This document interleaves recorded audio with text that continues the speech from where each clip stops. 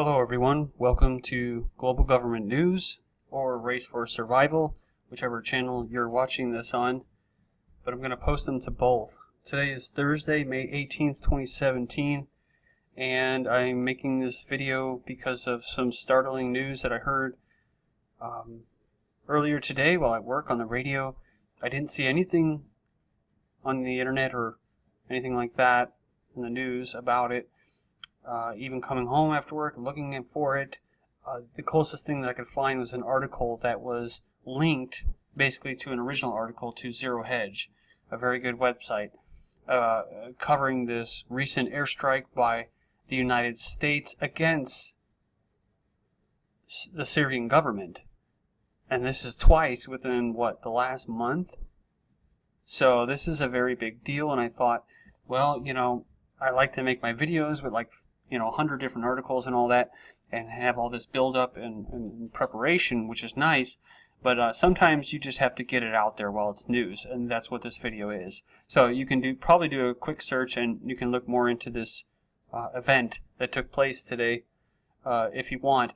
This is basically just getting it out there to say, hey, yes, Trump is making America great again by making the world a less safer place to live in, because he just struck one of the few countries in the world that's actually fighting global terrorism, and that is Syria, and the Assad government and all the patriots, the Syrian patriots that are fighting and have been going through this battle against Western-backed terrorists and mercenaries for over the last 4 or 5 years.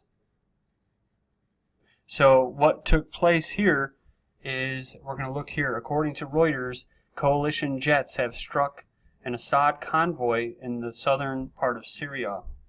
I believe this is near Jordan, where the U.S. and British Special Forces have been training Syrian rebel fighters near the border with Iraq and Jordan. A U.S.-led coalition spokesperson has confirmed that coalition strikes in southern Syria struck the Syrian government's militia after it moved against U.S.-backed forces in Syria. And that's how it was reported. When I heard it earlier today on the radio, I was stuck, by a train for like 15 minutes. I didn't really mind because I was hearing all this crazy news. One of them was Chris Cornell died, but he actually killed himself. I thought that was kind of startling to me. But the other thing was this news, was that the United States buzzed. That's when planes fly over and let them know, hey, we're going to bomb you if you don't back off. They were doing that against the Syrian government's convoy, who was going after these terrorists that are being funded by the United States and trying to overthrow this government that's fighting terrorism. So they buzzed them and said, don't do that. And then what they do, well, they're like, well, we've been doing this for the last 4 or 5 years. We're going to keep doing it. And then they actually struck them. So again, this is a really big deal and big news, and it should be all in the headlines, and it should be everywhere. But it isn't. And Americans should be like, dude, what the hell is going on here? Trump said, make America great again. Why is he trying to start World War III? Why is he bombing Syria? Assad's fighting the terrorists. But most people don't understand what exactly is taking place here. They don't understand that these U.S.-backed forces, these moderate rebels, are actually Sunni extremist fighters. Very cutthroat people. People that hang people. People that do things like the media is now saying and accusing the Assad government of doing, which is, of beheading people, burning bodies, crematorium. This is all hoax. Just like the last time with the gas attacks. You can't see, the thing is with Obama, and I'm not going to say that I backed Obama, because Obama was there. I don't know if he was actually the one that signed off on, let's start a base where we train terrorists to overthrow the Assad government, or not, but he was in charge for a good 8 years while the whole thing was taking place. So he's not really, innocent here. But for whatever it's worth, he didn't actually do what Trump's doing right now, which is he's just going right after the Assad government, and he's going to just bomb them and overthrow them that way. Whereas before, it was fund the opposition to the Assad government, fund outside terrorists, mercenaries, pay them, train them to go over and create regime change according to what all of these globalists want. So different policies. But my point is that they have to have a precedent, because the Syrian government's not doing anything wrong. They have the moral high ground here. They're a sovereign government. They're fighting off international terrorists. They're being whatever. They're fighting terrorists. They're trying to keep their way of life going. And so you can't just go and attack that, in the name of freedom, in the name of fighting terrorism, right? Especially when you're funding terrorism. That's, trying to overthrow that same government. So you can't do that. Even if 90% of the American population is completely asleep. They are playing with their iPods, Netflix, GMO food, whatever. Even with that, they still have to build some kind of credibility and say, well, they're burning bodies. That's the new thing. Before it was, they're carrying out gas attacks. And they've tried that about, I would say, at least 5 times over the last 6 years. And it never worked. And Obama didn't fall for it.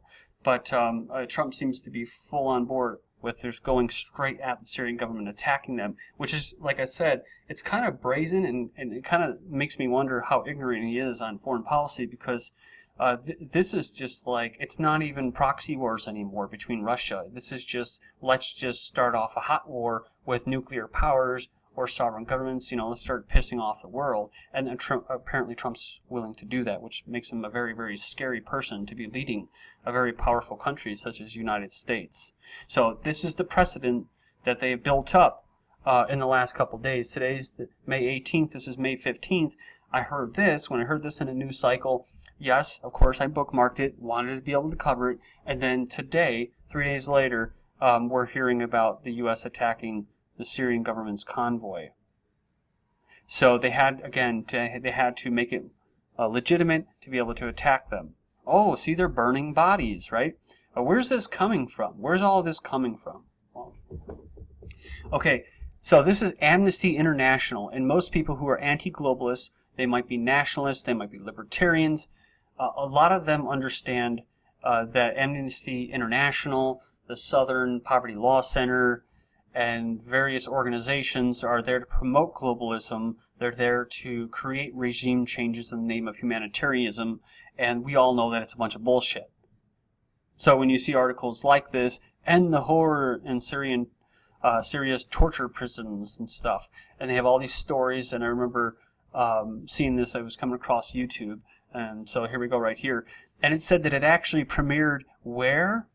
At a Holocaust museum, burning bodies. So you know where this is coming from. This is a completely Jewish thing by promoting this kind of, they're burning bodies in crematoriums and stuff. So right off the bat, I don't even have to go there to find out whether it's just true or not. I just know it's bullshit because it smells like bullshit. And if it does smell like it, it probably is. Just like the recent gas attacks. So I don't know if Trump is, maybe they're just really pushing him now. The Jews are just really pushing him to just start, let's get this greater Israel project going, Because I hear a lot from conservatives saying that Obama wasn't friendly to Israel. Israel's, God's people, God's chosen people. And when I hear that, I actually have heard that, by people around me. And it's just very scary that people buy that shit. But they do, And now we have an even scarier person who's on board with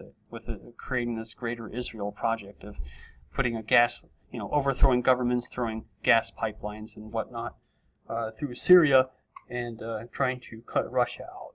Yeah, I love it. I love it when I start talking about Jews. Then all these little weird things start happening with my computer. Like my mouse just died for literally just went dead. I had to replace the battery. I love it, dude. I fucking love it. You start calling these fucking pricks out, dude, and boom, stuff starts happening. You gotta love it. Channel shut down, computer starts fucking up. I love it, dude. I really do love it. Thank you for confirming that I'm on the right path. So there you go. So the Americans have bombed the Syrian government, and that's pretty much all I have to say about it. It's just, that's all it is. Assad said, it's a new Hollywood story detached from reality. And he would be probably pretty right. Because evil dictators, these ignorant people, they say things like devoid of truth, right? very ignorant to say stuff like that, devoid of truth, detached from reality. I mean, dude, I wish Assad or something like that was, our president. It really is scary to be American, and I'm getting real with you guys right now. I actually did. I've thought about moving out of this country, denouncing my citizenship. Someone who served 5 years in the Marine Corps and stuff like that. This is my home. I was born here. I'm a Native American. But it's just so sad knowing that when I see that flag flying, what it represents. Funding terrorism and stuff like that. It's just pure hypocrisy. It pisses me off. It really does.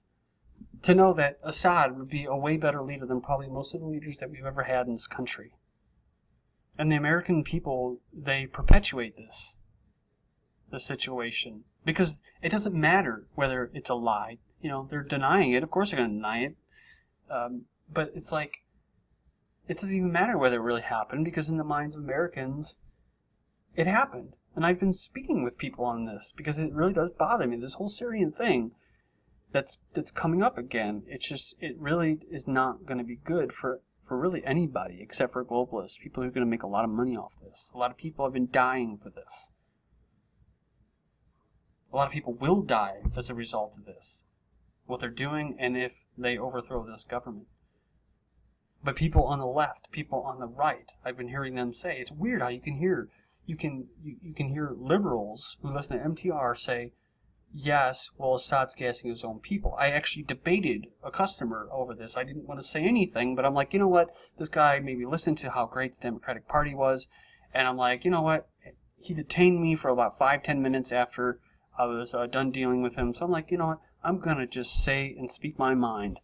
And he kept trying to come back. He kept trying to come back, and I kept shooting him down. He had nothing to say. The only thing that he could say at the end of our little debate or argument was, he brought up Hitler. Oh my God. Assad's Hitler, right? Do you like Hitler? I didn't want to answer that question, but it's like, I just shook my head. I'm like, okay, that's it. I'm not really speaking with anybody who knows what the hell they're talking about. So, and on the right, yeah, he's gassing his people. You know what I mean? So, it's just a very scary situation. Scary leadership, scary citizens who vote. But it makes sense because this flow of information is usually come from the same source. I mean, how could you have the left, and I think there's actually, I'm going to look for this right now and just bear with me. There was an, BBC, but NPR, there was an NPR article and stuff like that, and Amnesty International and conservative sources and all that, all on board with it taking out Syria. Like, how could this be? Because it's definitely an agenda. There's an agenda to take them out.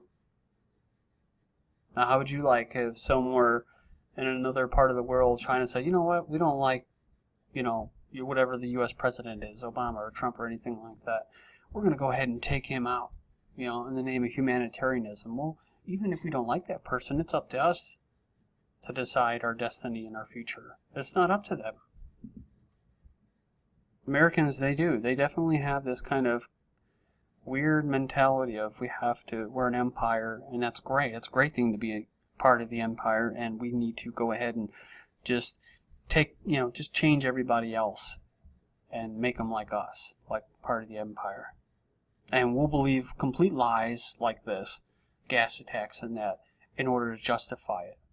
And we want to keep our eyes closed, remain asleep. We don't want to really know what the hell is going on. We don't want to, we'll play, like I said, we'll watch Netflix. We'll play with our phones, not have serious conversations with each other and stuff like that. We'll remain in ignorance, and you just go ahead and just do what you're going to do. And we'll back you, we'll back you.